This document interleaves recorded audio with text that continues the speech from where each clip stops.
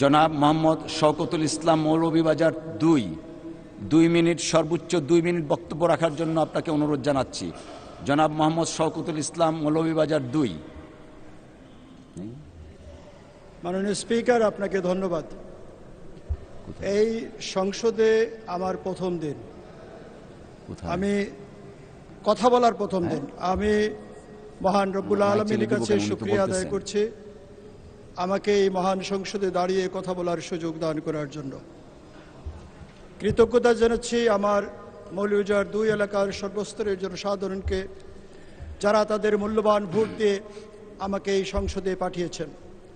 কৃতজ্ঞতা জানাচ্ছি মাননীয় প্রধানমন্ত্রী তারেক রহমানকে আমার উপর আস্থা রাখার জন্য। আমি আমার নির্বাচনের পরে আমার হাসপাতালে পরিদর্শন করতে গিয়েছিলাম। আমি প্রথমে গিয়েছিলাম ইমার্জেন্সিতে।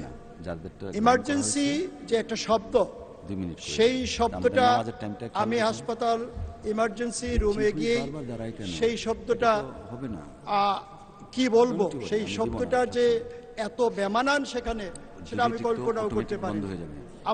আমার এলাকার কথা ছিল 50 শয্যা বিশিষ্ট হাসপাতাল, কিন্তু বাস্তবে 31 সদস্য বিশিষ্ট হাসপাতাল। আমার দরকার কমপক্ষে 250 শয্যা বিশিষ্ট হাসপাতাল। রোগীরা মাটিতে ম্যাট্রেসে যেখানে পারে সেখানেই ঘুমাচ্ছে।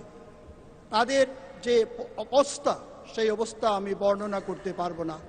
এখানে কোনো টেকনিশিয়ান নেই, অ্যাম্বুলেন্স নেই, কোনো নার্স ভালো নেই, গাইনি ডাক্তার নেই, ইসিজি মেশিন নেই, এক্স-রে মেশিন নেই, নেই নেই নেই, শুধু নেই আর নেই।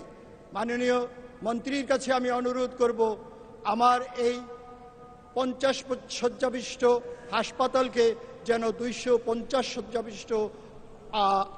শয্যাবিশিষ্ট হাসপাতালে পরিণত করার আদৌ কোনো পরিকল্পনা মাননীয় মন্ত্রীর আছে কিনা।